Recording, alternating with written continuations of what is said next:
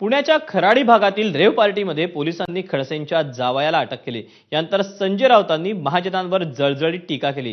महाजन एके दिवशी फडणवीसांनाही गाडल्याशिवाय राहणार नाहीत अशी बोचरी टीका राऊतांनी केली।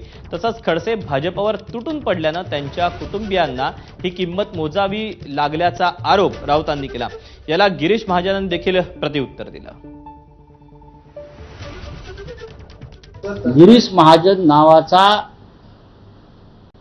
हा जो सांड आहे हा मोकाट सुटलेला आहे आणि याला जर आवरलं नाही तर एक दिवस हा देवेंद्र फडणवीस यांना सुद्धा गाडल्याशिवाय राहणार नाही मातीमध्ये।